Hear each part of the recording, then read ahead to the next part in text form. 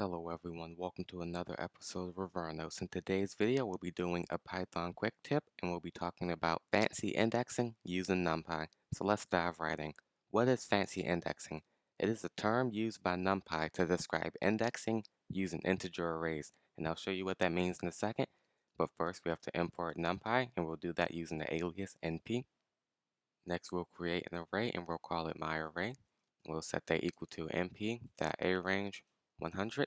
And let's take a look at what that's going to give us.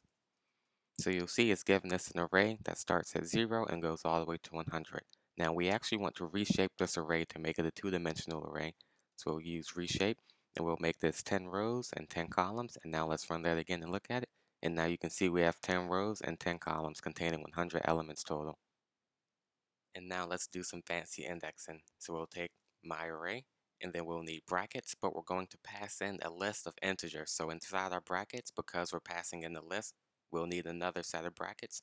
And let's pass in 1, 2, 3 and see what the output is. Pause the video here and think about what you expect the output to be. Now let's see if you're correct. You'll see we get the element starting at 10 and going up to 39. So we get 3 rows of data here that correspond to the second, third, and fourth row of data inside of our two-dimensional array. And that's because remember, everything starts at 0, so 1 is actually the second row of data here, and it gives us the entire row of data. So actually, let's copy this and we'll make one alteration and then see how the output changes. So now we'll pass in another comma and then we'll pass in another list of integers. This time we'll do 4, 5, 6. So once again, pause the video and think about what you expect this output to be. And now let's see if you're right. So if we run that, we get 14, 25, and 36. We're no longer getting entire rows. We're actually just pulling out elements. So what's going on here? Well, it's actually making pairs based on these lists we've passed in. So 1 and 4 are grouped together, 2 and 5 are grouped together, and 3 and 6 are grouped together. And what it's doing is it's giving us the first row of the fourth column. So if we go to the first row, remember by first actually means second. So that would be this tens row here that starts with 10.